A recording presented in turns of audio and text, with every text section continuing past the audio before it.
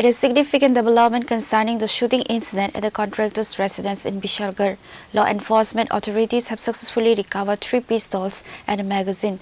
Following the prior arrest of the primary suspect, the Bishalgarh police have now apprehended an additional accomplice believed to be involved in the crime.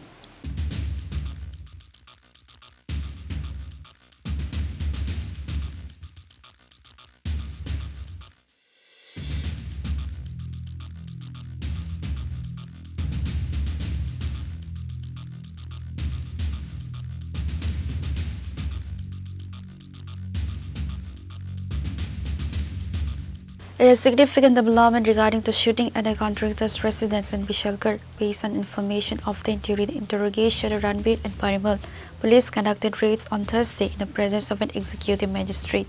2 pistols and a magazine were unearthed from a rubber plantation in the Morabari area, while a 3rd pistol was recovered from the vicinity of the Bishalgarh Central Jail. Following the previous arrest of the main accused, Ranbir Devnar, the Bishalgarh police have now apprehended his close associate identified as Parimal Das. আজকে আমরা ওই পিস্তল কাণ্ডটা যেটা শুনছেন আপনারা দেখছেন হয়তো ওইটার ব্যাপারে আমি আইসি আর আজকে এক্সিকিউটিভ ম্যাজিস্ট্রেট হিসাবে। তো আমরা একটা জায়গা থেকে 2টা পিস্তল উদ্ধার করা হয়েছে, এটা রাবার বাগান থেকে, আর একটা জেলখানার সামনের থেকে আরেকটা পিস্তল, মানে টোটাল 3টা পিস্তল উদ্ধার করা হয়েছে। আমরা পুলিশ আসলো, সবাই আসলো, ওই সঙ্গে যে পিস্তল রাখা আসলো সেও আসলো, ওই দেখাইছে আমরা, যার ফলে ওইখান থেকে ওই জায়গার থেকে আমরা মোরাবাড়ি ওইখান থেকে উদ্ধার করা হয়েছে।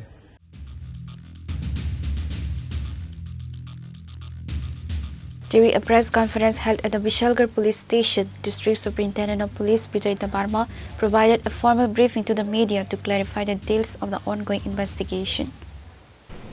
আজকে প্রথমে আমি আপনাদের সব মিডিয়া ফ্রেন্ডসকে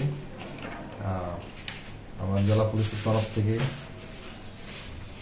আমি স্বাগত জানাচ্ছি এবং অভিনন্দন জানাচ্ছি। আজকে আপনারা এখানে এসেছেন, এখানে আমার সঙ্গে অ্যাডিশনাল এসপি রাজীব চট্টোপাধ্যায় আছেন, এখানে ওসি বিজয় দাস আছেন। এখানে আমরা আমাদের এখানে যে গত 21 তারিখে, মার্চ মাসের 21 তারিখে কেস হয়েছিল, আপনারা সবাই জানেন যে এখানে অনেক সাহার বাড়িতে যে গিয়ে একটা আর্মস দেখিয়ে যে ওইখানে এক্সটর্শনের বিরুদ্ধে হুমকি দিয়েছিল।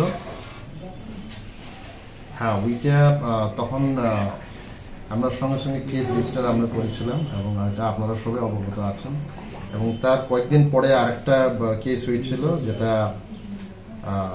চন্দন দেবনাথ, ওনার সঙ্গেও যে এরকম হয়েছিল, যে ওনাকে বন্ধুকে বই দেখিয়ে এক্সটর্শন করা হয়েছিল, ওইটাও আমরা কেস রেজিস্টার করেছি আমরা।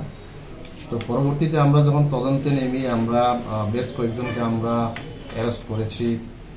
যেমন 24 নম্বর কেস, যেটা অনেক সাহার যে যেটা কেস হয়েছে, ওইটাতে আমরা অলরেডি আমরা 5 জনকে আমরা অ্যারেস্ট করেছি। তার মধ্যে আপনারা জানেন রিসেন্টলি রণবীর দেবনাথ কিছুদিন বেশ কয়েকদিন ধরে পালিয়ে ছিল এখান থেকে, এরপরে এখানে এসে কোর্টের সামনে থেকে আমরা তখন তাকে আমরা অ্যারেস্ট করে নিয়ে আসি। তারপরে কারণ সেটা হচ্ছে ওই কেসের মূল যেটা তার হুমকি দিয়ে মানে শুরু হয়েছিল এবং সে এফআইআর নেম হচ্ছিল। তো এই কারণে আমরা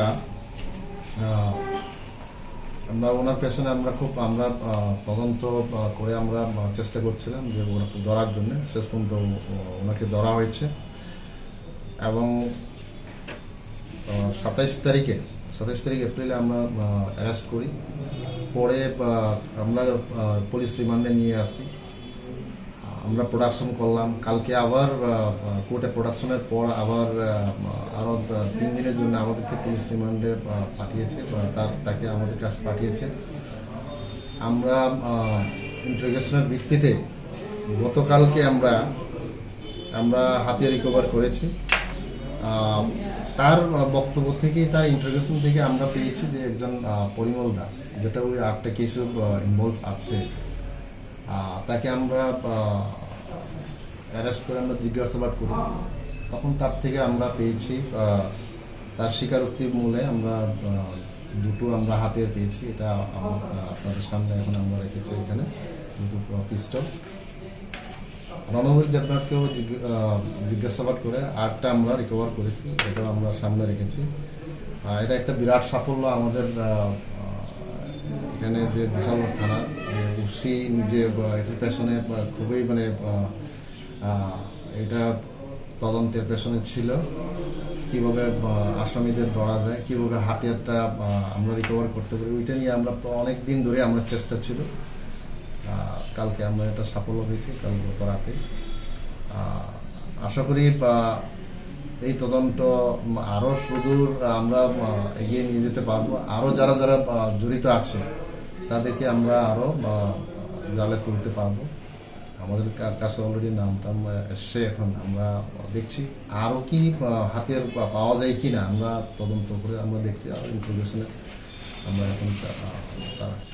পরিমল দাস যাকে আটক করেছেন সে কি ওই বিশালগড় গুলিকাণ্ডের ঘটনার সাথে জড়িত ছিল নাকি অন্য কোনো ঘটনার সাথে? এখন এটাতেও আমরা দেখছি ওইটাতে ওই কেসেও মানে ওর নাম কিছু কিছু আসে, কিন্তু ওইখানে তার অলরেডি নাম আছে যে চন্দন দেবনাথের ওই কেসে ওনার সংক্রান্ত ওনার যে ওইখানে যে অ্যাস্টক করেছিল বন্দুক দেখিয়ে, ওইখানে কিন্তু তার নাম অলরেডি আছে।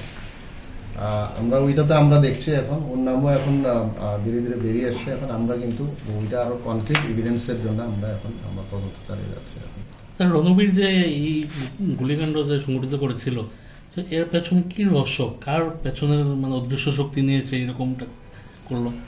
এইটা তো এখন আমরা তদন্ত চালিয়ে যাচ্ছে। এখন অলরেডি তো এখানে আপনারা দেখছেন এই যে রণবীর সরকার যে রেসমন, তাকে আমরা অ্যারেস্ট করেছি, কারণ সে হচ্ছে মাস্টার মাইন্ড এখানে।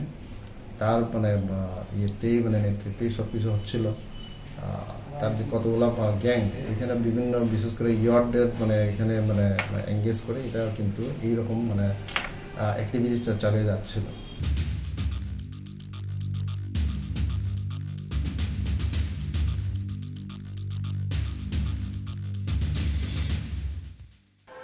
Pure Report, Chini Khorang.